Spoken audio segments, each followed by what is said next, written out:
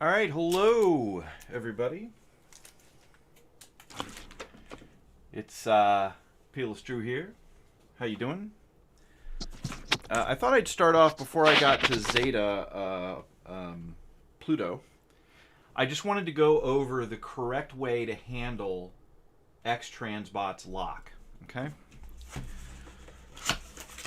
The correct way to handle this. So the first thing I'm going to do is I'm going to get the styrofoam insert out of the box. All right, and then I'm going to locate this insert. It's the one with all the holes in it. And then I'm going to take the various accessories.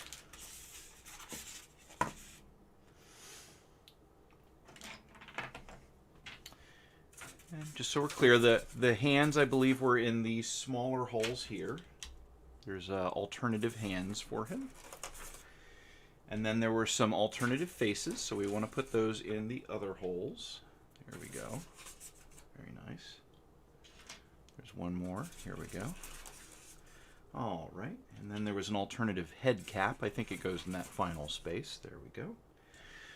There was a couple of little like Target Master figures. And they go, I think, let's see if I can, this one goes on this side. There we go. And then this one goes on the other side. Again, if you're just joining us, we're going over the correct way to handle Xtransbots Lock. I'm going to take these pieces that fell off. You've probably seen some information about them before. Just going to figure out which side is which, you know. Just going to kind of put them back on. They'll fall off again, but... Alright. Then we take the lock figure itself and we put it in the cavity that's left here. There we go. It fits in there nicely. And then we take this part and we put it over top like that. He did come up with a couple of additional accessories, so I suppose those can go in like that. And then, of course, his little tech specs and instructions, you can kind of put those on top of the box. And then you take the box here and you slide all the stuff in, all the insert and everything. You put it in the box. There we go. And then the next part I won't be able to show you on the live stream, but the next part is the part where you mail it back to wherever you bought it and get your money back. So that's how you handle Xtransbots Lock. So let's get into Pluto by Zeta Toys. This was, of course, the subject of the most recent stop-motion transformation.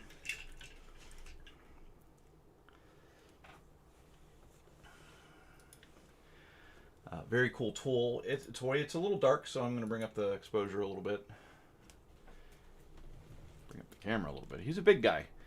He's a little bigger than the regular Seekers, the ones you might be used to from Takara. Not much, but a little bit bigger.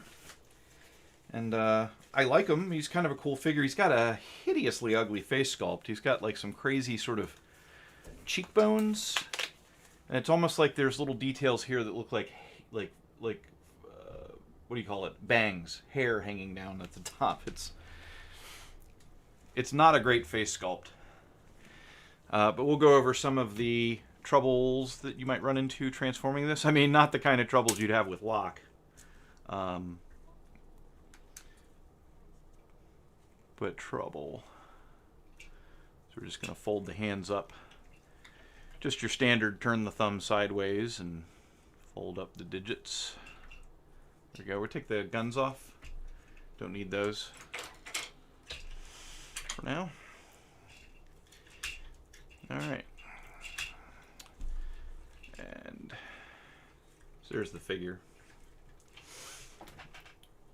Pretty cool. I'm afraid he's really black. I could bring up the light, but it causes the two little spotlights I have are bright, but they can cause a lot of bleed. Yeah, that's a little more visible. For those of you that complain about my random live stream that very few people attend. So I'm going to turn the fist up. I'm going to bring it down and fold it and put it away. Pretty easy. Do the same thing over here. There we go. And then, assuming it's rotated just so and lined up, we can collapse the arm all the way up. All like so. I like to separate the shoulders, so these do tab in normally. I like to get those separated, and then this won't really go very far, but there are pegs that are holding on to the nose cone, and it's good to get those pegs released.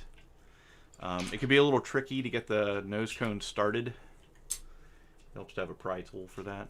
I like to fold the nose cone over the face, and then when this comes up, there's a little bit of a gap where you can tuck the nose cone down, so the whole thing comes around like that. And then we open the landing gear port, and this whole armature translates over to this side. And its final position is going to be more like that when we're done with everything else. But we can go ahead and close the landing gear port for now. Then we separate the bottom and the top of the cockpit. There's this little segment here that comes up and rotates around. It's a little narrower than it should be to actually fit, fit the plane sculpt. So you can see there's a bit of a little ridge here where it steps down, but that's because it has to turn around and fit inside that other part. So it's got to be a little narrower than the other part in order to accomplish that. The nose cone is on like a swing arm armature, so there's two joints there that you're dealing with. So you do want to swing it all the way up and tab it. You can take these bits and rotate them around and bring them up,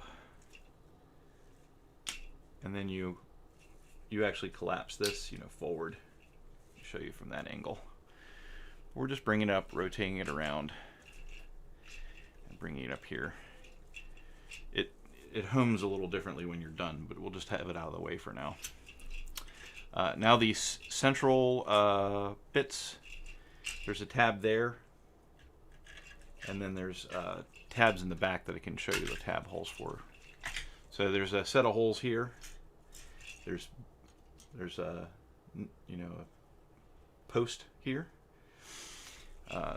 We rotate these flat, bring them to the middle. They kind of tab together. We can lift up these. It's on a double hinge, so you have to kind of hit the right hinge first to get them to come up. But they come up like that. And then they'll home back into those two black center post holes. So that goes like that. Then you can fold in these side pieces. They're pretty stiff. You might need a spudger to get them out. And then the arms themselves fold in and tab into that center component, theoretically.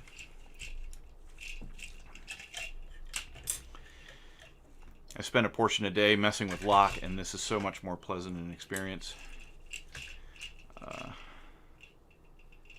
Actually, there's a post on the back of the arms that actually goes into the same holes that these were in originally. The arms plug into those same posts. And then this is supposed to be, there's kind of two hinges there. You want them to be folded up like that. So it goes over and down and then over.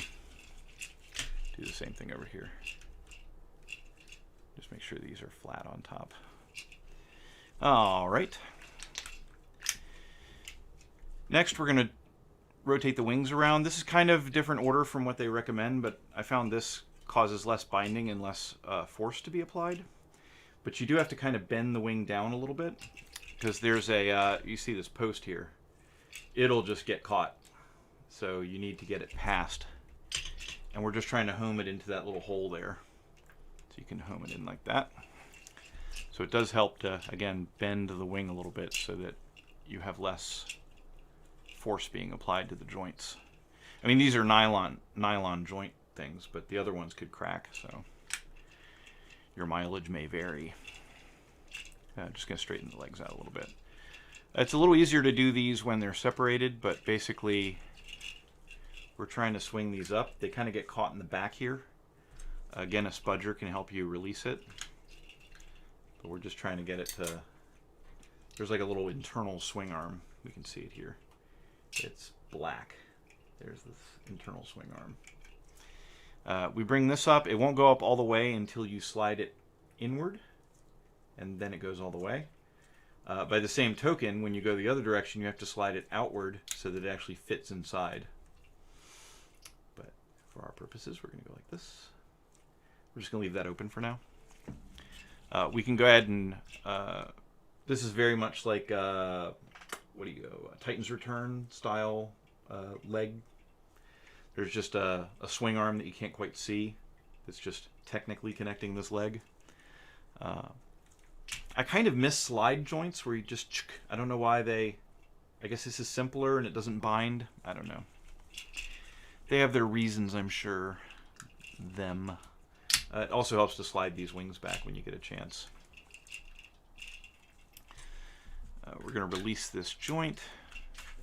Just get it to go over top. Bring this up. Slide it inward. And then finish bringing it up. Again, this leg is going to do the same thing where it flips through. We're just going to start bringing the legs together and lining things up. I like to take the wings and poke them in there. Right here. And then finally we're going to close this up. Opening it can be tricky in the other direction. We can go over that because it's not a very long figure. But I like to get all this lined up. There's a little bit of a bend. There's a little bit of a bend to it right now because there's a gap. But then you can close the gap by kind of flexing it and snapping it shut. Really easy to do it that way. I mean, they're like, you know, transform the wing first, but you can't really bend the wing to avoid that post from binding in the other direction, so I do it this way. He has nice chunky toes. His heels are these cones, and they're not actually articulated, so he just sits on his cones. He does it better than the original Starscream, but I still wish he had heel spurs. And there you go.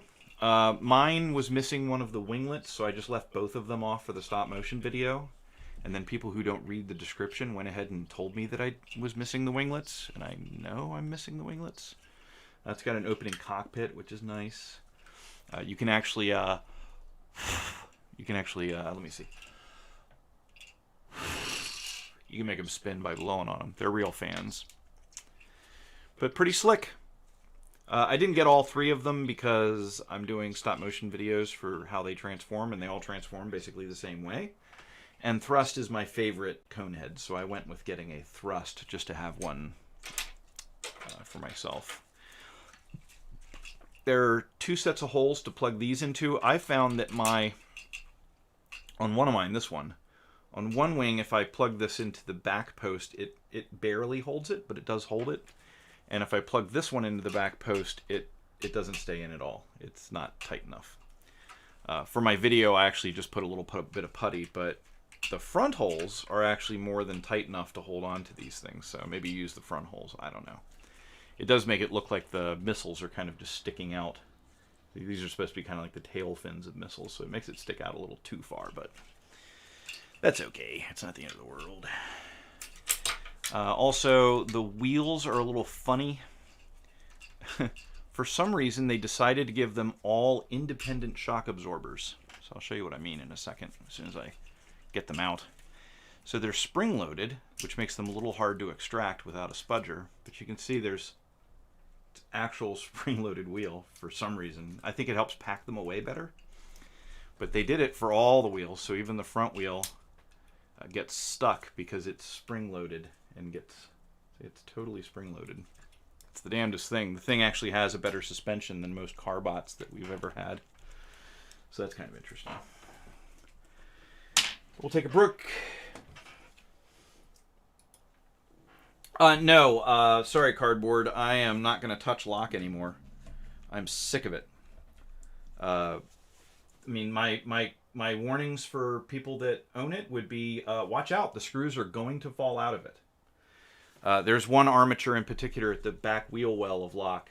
So it's like a little skinny armature, and it kind of tucks in behind the wheel.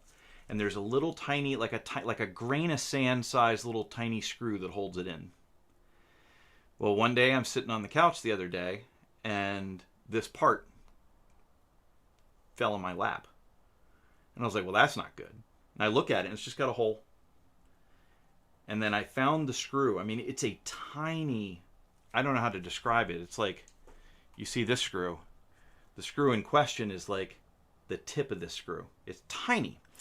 And it happened to fall in my lap, and so I put the armature back in place, and I screwed the screw in. But the problem is they're using the screw as a pivot.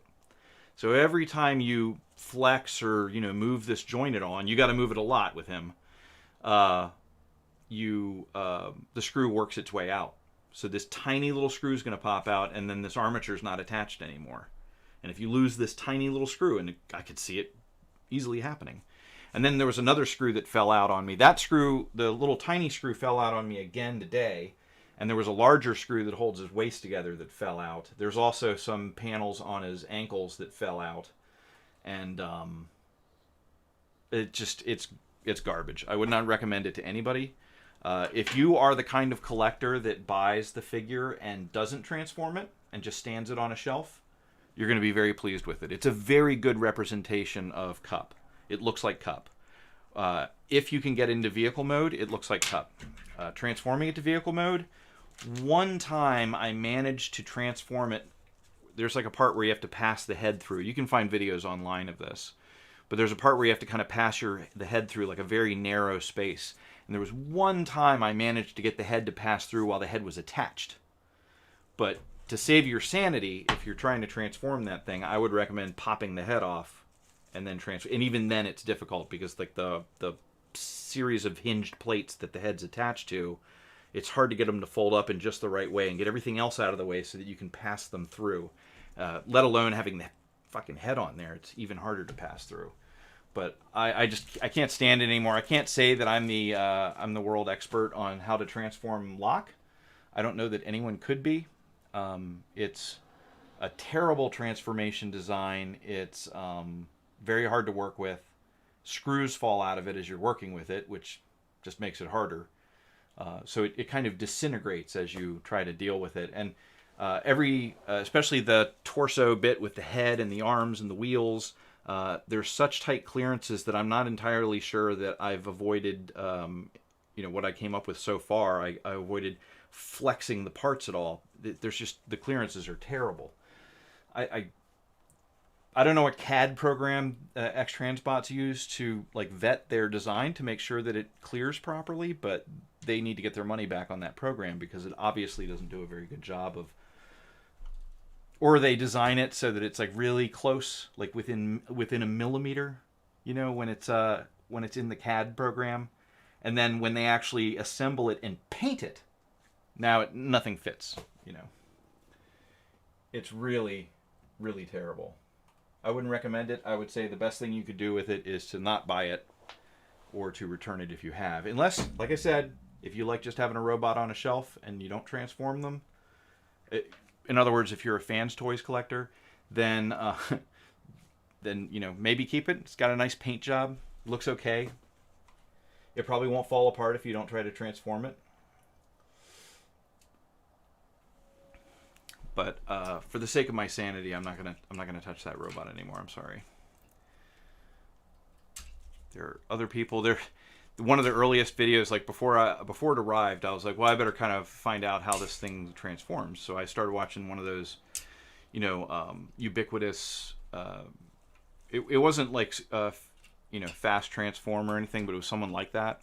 One of like an Asian. I don't know what language he was speaking, but it's one of those videos that. I think the idea is the video is just playing some kind of crappy pop music in the background, and they're just going to transform it with a series of cuts just showing you each step, which is nice. So the video starts off with like music, and they're showing each step, and then suddenly the music comes to a close, and the guy proceeds to point at the head and give this really like he's not even transforming the figure anymore. He's just like pointing and he's talking, and I don't know what he's saying because it's a different language.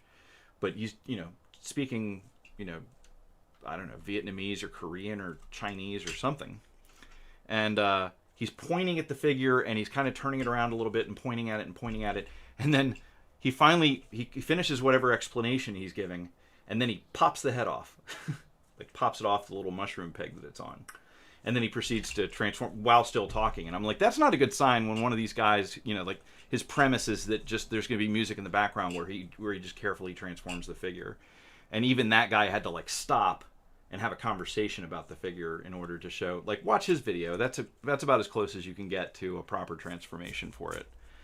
But if you don't make a figure that can be transformed reasonably, then I don't want to show you. I just it's the only figure I can think of that's worse is also Xtransbots, and for a lot of the same reasons. I got this figure and I'll probably never shoot it. The clearances on this are terrible. Just terrible, and it falls apart as you try to transform it. So a very similar experience to Locke, but if anything, maybe even worse because it was one of their earlier efforts. I'll transform this into robot mode because that's how I'll display it. Since we're all here, all five of us not talking. But it just kind of helps here to just kind of break that joint. So you just kind of give it a little twist and shake.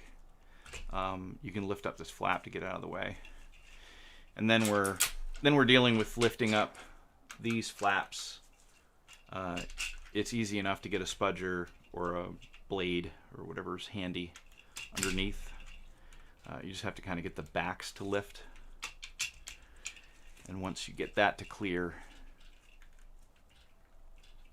right there on the inside, then you can lift these up. You can fold them, you can stretch them to the outside. You do have to extract the legs at some point. We're going to release the wings right there, and then the legs extend. Got to make sure when you extend them that they do lock in. It's hard to see that right there, like that. And then we fold these in. Fold. There we go. And then we can secure them again.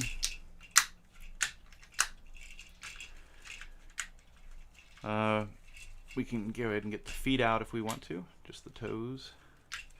Really easy to work with. Consequently, this weekend's shoot that'll be on the local site and then eventually on YouTube will be Mastermind Creations Optus Pexus, which is just a lovely figure. Has a couple of clearance issues of its own.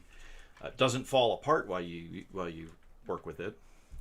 They know enough to have if it's going to be a joint, it's going to just be a pin joint or like a mushroom pin to hold it in instead of using a screw. Toy World does that a lot too. Toy World will have a joint, a hinge that uses a screw. So over time it gets loose, and over time it'll just pop out and the screw will disappear. That's the design philosophy, apparently. I guess I'm going to mute my stream. Hold on. Hello? Hey.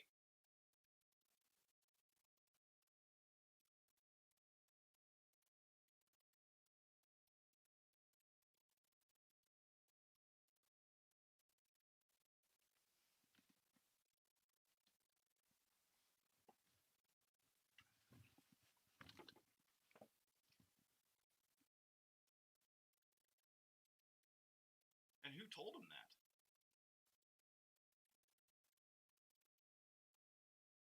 Huh. Well, if you think they compromised the pre-recorded messages, then the easiest place to look is to go to Sound Manager.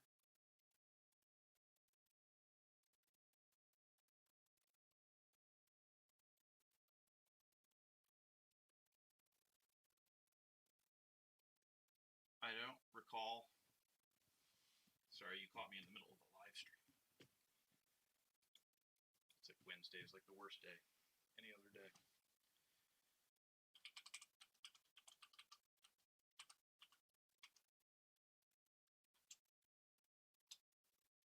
Sound Manager, and then there's a drop-down box that lets you switch folders. All the active sound files are under like the, it'll say like MSI, IVR, It'll be at the bottom of the drop down, whatever they are, and you can listen to them and see if they're compromised.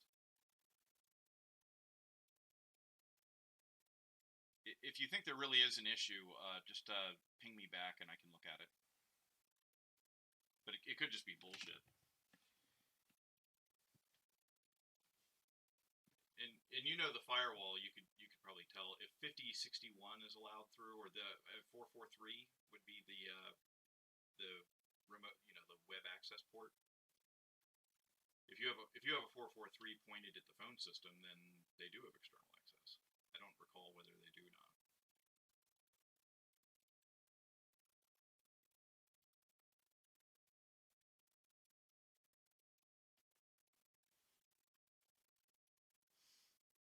Okay.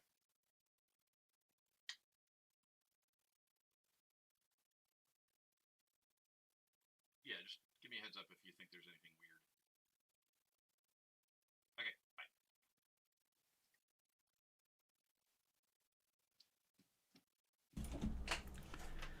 Sorry.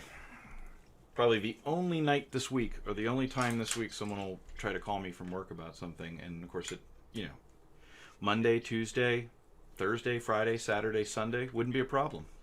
Any other time of the day wouldn't be a problem. But of course it happens precisely in the middle of my live stream, so I apologize. Just trying to get those to sit. Alright. So now we do the wings, and we're flexing them down and rotating them up. Obviously the other two versions, Dirge and Ramjet, might have different wings, so your mileage may vary if you're comparing them. Pretty simple. Pop the arms out.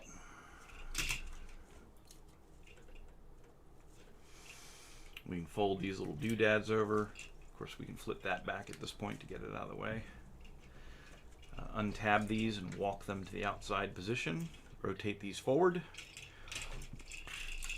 Make sure you flip out the internal, like the obliques, the sides of the robot. There is a little hole in this black, like right about here. There's a hole there. And of course there's a tab there. And there's a tab here and a hole there. So we're just trying to get it all tabbed. We're lifting this back up and getting them all to tab. Don't do the arms yet. To whatever extent you can keep the arms out of the way. There's one. And all the little fans in this thing rattle incessantly when you try to deal with it. That's all the noise you hear. There we go. Alright. We're going to do the nose cone, so we're just going to separate the tip.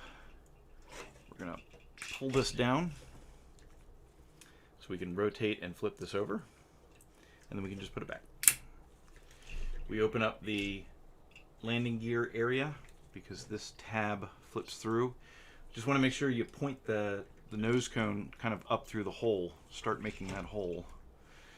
And then we can close this flap and finish rotating it around. But it's really helpful if the nose cone actually clears here. So you can see it poking out. So we bring this down, and then we press in these tabs on either side at the top. That holds it in. We can get the head positioned. We can flip these around whenever convenient. They are on double armatures, so it's fairly easy to get them to flip wherever you find yourself doing it. We can tab the shoulders into place, extend the arms, flip out the hands and tab them in, rotate them, flip out the hand, tab it in, rotate.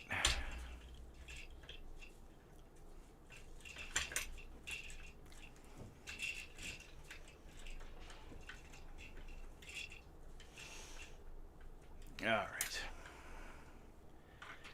And then put these on.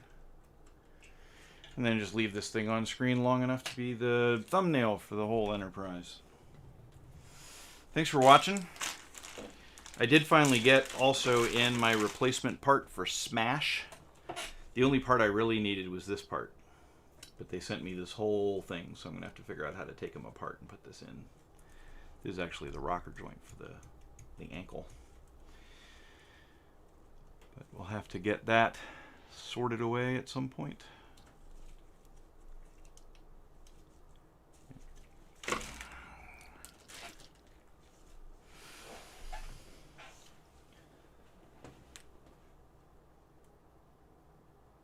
Yeah. Well, the rattle you hear mostly is the fans, because you can blow on them and make them spin, so they just kind of rattle the whole time. He's otherwise not like loose and rattly, it's just the fans, and there's fans in his chest that will also spin when blown on, so they're real fans. And you know what? I'm a real fan of this figure. It's a fine figure. It's an interesting, different take on the Seeker design, and so it's kind of cool to see it from that perspective. And well, that's pretty much it, guys. Nobody likes my live streams anyway, so it doesn't much matter. Guess I'll do that thing where I just kind of